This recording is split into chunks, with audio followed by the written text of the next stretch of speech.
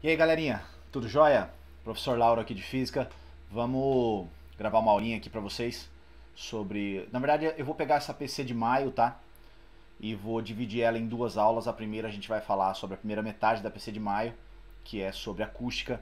E numa aula seguinte a gente fala sobre o espectro eletromagnético, tá? Então eu vou tentar fazer uma revisão meio breve aqui pra vocês sobre acústica, tá? Sobre ondas. A gente já teve algumas apostilas anteriores sobre ondulatória, tá? Então, creio eu que vocês já conheçam as características de uma onda, o que ela transporta, o que ela não transporta, a velocidade, a frequência, comprimento de onda, tá? Inclusive, espero também que vocês já consigam trabalhar legal com a equação fundamental da ondulatória, né? Que é a base de tudo pra gente na ondulatória. Tranquilo? Então agora a gente vai olhar para uma parte específica do conteúdo de ondulatória, que é o conteúdo de acústica. E o que vem a ser acústica? Acústica, na verdade, é uma divisão, tá, dentro do estudo das ondas, que se preocupa com as ondas sonoras, com o som, principalmente com o som que chega até os nossos ouvidos, tá certo? Então, a primeira coisa, vamos pegar aqui a apostila, tá? Vou pegar a apostila para vocês.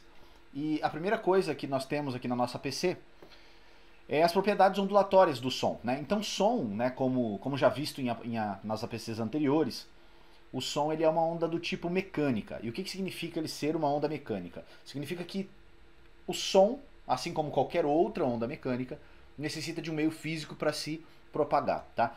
Na maioria das vezes, tá? E, inclusive, o fato de vocês estarem me ouvindo agora, né? Eu tô com o microfone, mas da minha boca até o microfone tem ar. E isso já basta como um meio físico para a onda sonora se propagar, que é uma onda mecânica. Assim como qualquer outra onda do tipo mecânica, necessita de um meio sólido para se propagar.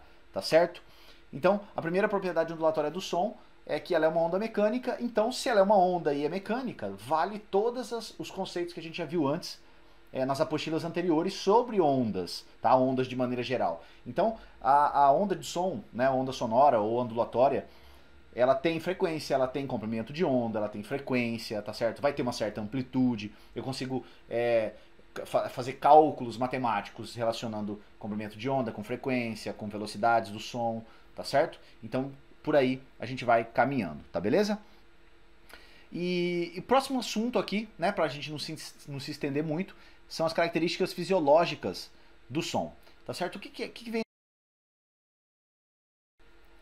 Bom, pessoal, a primeira característica que a gente tem aqui do som é a altura do som, né? Geralmente no cotidiano a gente relaciona a altura do som com o volume desse som, tá certo? O som tá muito alto, o som tá muito baixo, mas na física isso muda um pouco, tá certo? Por quê? Porque a altura do som na física diz respeito para nós à frequência da onda. Então quando eu digo, por exemplo, que um som ele é alto, esse som é alto, eu estou dizendo, fisicamente falando, que a frequência daquela onda ela é muito alta, tá certo? E se você lembrar das ondas sonoras, quanto maior a frequência, mais agudo, né? Mais fininho é o som.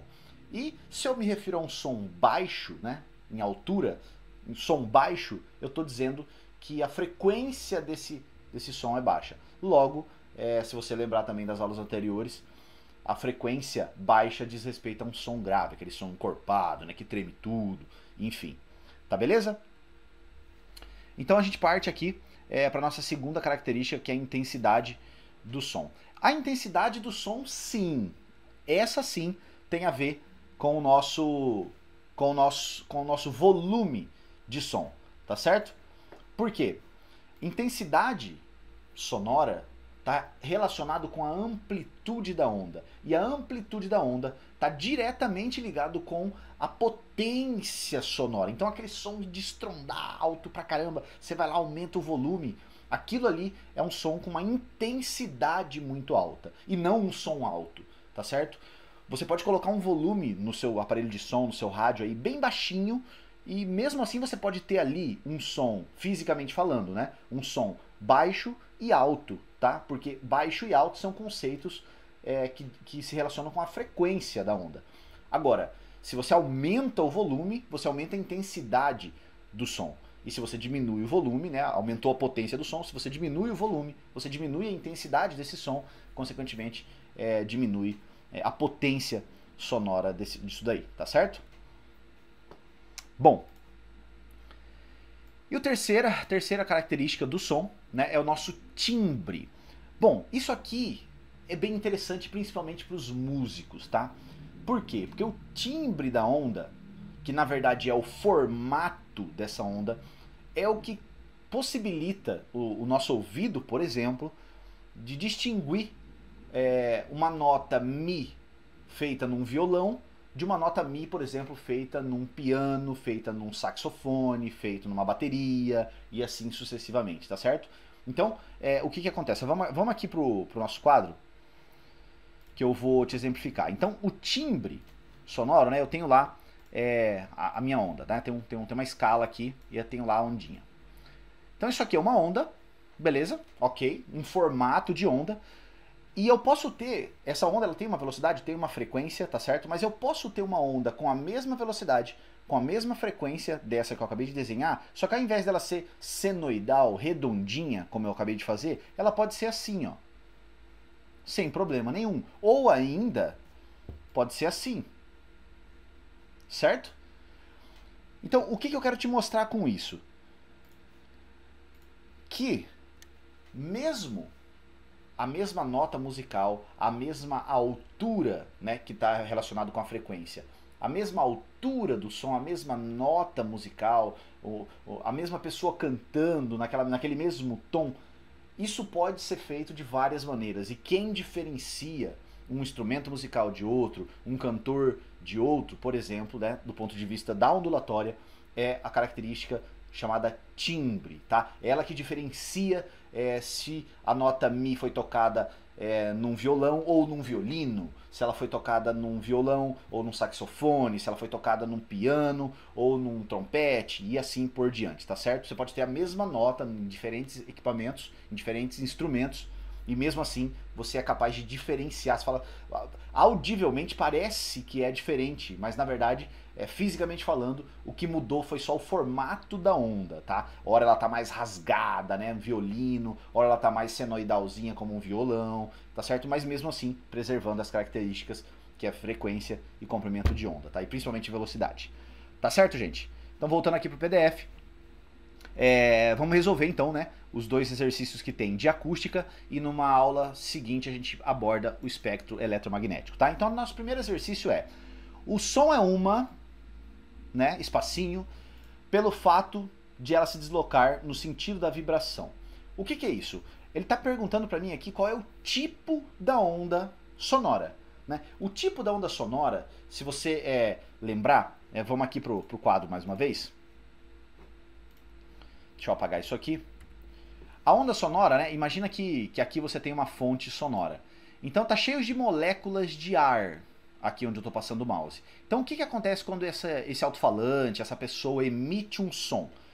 Essas moléculas vão vibrando e batendo uma nas outras, tá certo? E formando aquele velho sinalzinho de som, que pode ser também Wi-Fi, né? Que a gente está acostumado, né? Ver aquele sinalzinho de Wi-Fi. E essa onda vai se propagando cada vez mais. Mas na verdade o que está acontecendo? O que são essas linhas, né? E em locais não tem linha, aí tem linha preta, espaço, linha preta, espaço, linha preta, espaço. O que significa isso? Significa que quando, por exemplo, um alto-falante ou a nossa corda vocal vibra, ela vibra o ar. E essas moléculas de ar onde ela bate, logo que isso vibra, as moléculas vibram também. Só que aí elas logo em seguida encontram uma molécula da frente e vibram nela. E essas vibram a da frente e essas da outra. Então você tem uma série de sequências de vibração das moléculas do ar, tá certo?